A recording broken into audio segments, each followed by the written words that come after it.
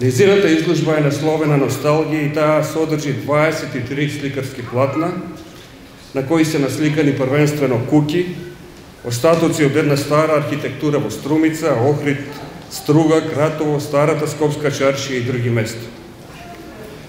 Додека ги разгледував сликите на Ана, а таа патемно ми ја објаснуваше разликата меѓу црногорската куќа која е камена и нашата која има неколку слоеви фасада, значи додека се случуваше сето тоа, на ум ми дојде романот Куќи на црногорскиот писател Драган Николик, објавен таму некаде во далечните 70-ти години од минатиот век.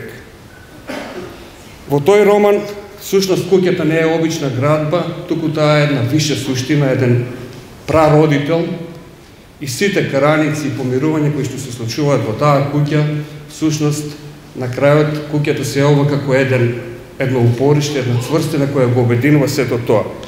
Меѓутоа, кога ќе дојде моментот кога тоа помирување повеќе не е можно, тогаш некој од браќата ја пали куќата, символично означувајќи го крајот и ресторањето на тоа семејство. Тоа е конечниот крај. Па и да се спаси куќата од пожарот, тоа семејство за секојаш ќе остане растурено. Но не само на црногорскиот автор, во исто време се сетив и на нашиот Блаже Коневски, кој во едно интервју од прилика ќе рече дека нему му е малку чуден терминот македонска куќа, затоа што она што се нарекува така во слична или идентична состојба може да се види и на други места наоколу. Например во Истанбул.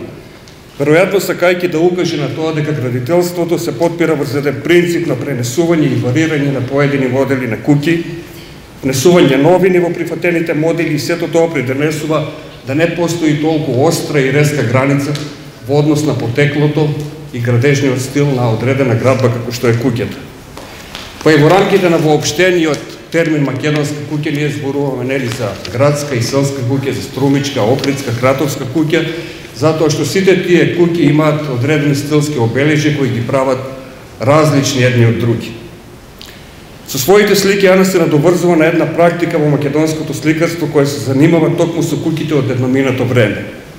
Ете ги цртежите на старата битловска архитектура на Панде Петровски, ете ги старите куќи кај Белогаски, кои се заробени во пейсажот, ете ги куќите во Девар или Галичник насликани од Лазар Личеновски. Сакам да се заблагодарам на сите вас што одвоивте дел од вашето слободно време за да присуствувате и да ме испочитувате. Се надевам дека ќе уживате во моите слики, дека ќе можете да осетите тие мои чувства, таа моја носталгија, и ете, тоа е се што имам да кажам.